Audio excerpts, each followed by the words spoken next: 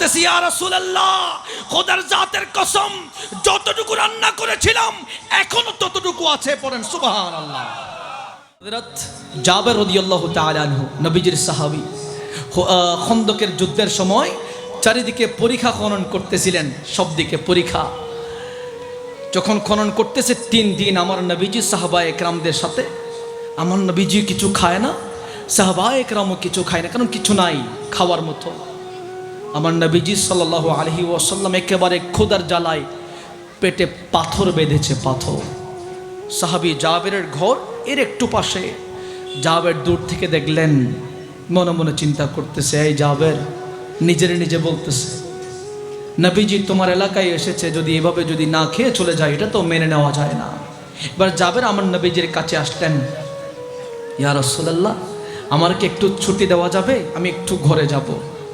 আমার নবীজি বলেন, জাবের যাবা, তাড়াতাড়ি চলে আসবা। ইয়া রাসূলুল্লাহ ঠিক আছে, যেমন কথা তেমন কাজ। চললেন, ঘরের মধ্যে গেলেন, স্ত্রীকে ডাক দেয়, এই স্ত্রী কোথায় আছে, একটু বের হও। আমার নবীজি আমার এলাকায় এসেছে, পরীক্ষা খনন করতেছে। নবীজি কিছু খায় না, 3 দিন ধরে পেটে পাথর বেঁধেছে, পাথর। স্ত্রী, ও আমার বউ, ঘরের মধ্যে কি আছে? নবীজিকে দাওয়াত করতে চায়। পড়েন আরো জোরে। স্ত্রী, ঘরে কি আছে দেখো। বলে, স্বামী 7-8 জনের আটা, মানে এমন আটা আছে 7-8 জন মতো খাইতে পারবে, এবং ছোট্ট একটা বকরির বাচ্চা আছে। ও আমার স্বামী, এটা আমরা জবে করে দিই। বলে, ঠিক আছে, আমরা জবে করে দিই। এরপরে সবগুলো জবে করে এবার স্বামীকে বিদায় দিচ্ছে জাবেরকে।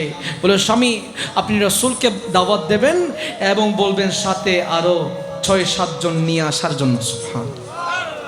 বলে, আচ্ছা ঠিক আছে।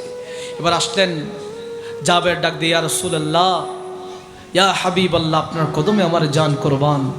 ইয়া রাসূলুল্লাহ, আমি আপনাকে দাওয়াত করতে এসেছি, একটু আমার ঘরে আহার করবেন, আপনি সাথে 6-7 জন নিয়ে আসবেন।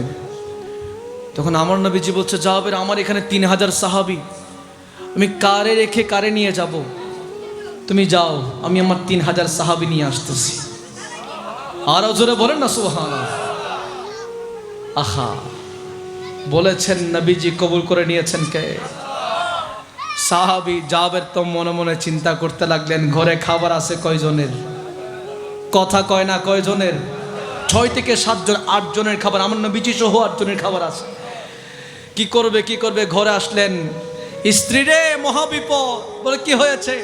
বলে, দাওয়াত দিলাম রাসূলকে, আমার নবীজিকে দাওয়াত দিলাম, সাথে 7 জন আনার জন্য বললাম। ও স্ত্রী, নবীজি বলছে, নবীজি 3000 সাহাবী নিয়ে আসতেছে। জাবেরের স্ত্রী বলতেছে, ও স্বামী, যখন নবীজি বলেছে হিকমত আছে, হিকমত আছে। ও আমার স্বামী, আপনার চিন্তা করতে হবে না, জবান যখন নবীজির জবান দিয়ে যখন বের হয়েছে, চিন্তা করতে হবে না, চিন্তা করতে হবে না। আসেন আমরা একটু খাবার দাবার রেডি করি। পরে সুবহানাল্লাহ। এরপর উঠানে দস্তরখানা বিছাইলেন, আমার নবীজি আসলেন। রাওয়ায়াত আসতেছে, আমার নবীজি ওই যে গুস্তর ডেক্সির মধ্যে থুতু মুবারক দিলেন, রুটির পাতিলের মধ্যে থুতু মুবারক দিলেন। পরে সুবহানাল্লাহ। শর্ত দিলেন একটা, জাবের পুরা ডেক্সিটা পুরা খোলা যাবে না, 3 ভাগের 1 ভাগ খুলবা। সুবহানাল্লাহ। এটা এখনো আছে, ঠিক আছে না বাজি? তাবরুক বারিলি 3 ভাগের 1 ভাগ খুলিয়ে রে ডাক নেই রাখিয়ে রে এঙ্গরি করে দেয়, ঠিক কিনা মাথো না? ইনাতে তুনইরে ঈদে পড়ুন। সুবহানাল্লাহ। এরপরে আমার নবীজি বলতেছে, জাবের ডেক্সির ভেতরে তাকানো যাবে না, তোমার কাজ শুধুমাত্র তুমি কি করবা? সার্ভ করবা, বন্টন করবা। করতে করতে 3000 সাহাবী খেয়ে ফেললো। আমার নবীজি বলতেছে, এ জাবের, আর কোন সাহাবী বাকি আছে কিনা দেখো। পরে, ইয়া রাসূলুল্লাহ, আমি, আপনি, আমার স্ত্রী ছাড়া আর কেউ বাকি নাই। এরপর আমার নবীজি বলতেছে, জাবের ডেক্সিটা খোলো, কতটুকু আছে দেখো। জাবের বলতেছে, ইয়া রাসূলুল্লাহ, খোদার জাতের কসম, যতটুকু রান্না করেছিলাম এখনো ততটুকু আছে। পড়েন সুবহানাল্লাহ। জাবের, রুটি কয়টা আছে দেখো। ইয়া রাসূলুল্লাহ, যতটা বানাইছি ততটা এখনো পর্যন্ত আছে। এটাই আমার নবী, শান মান কম না বেশি?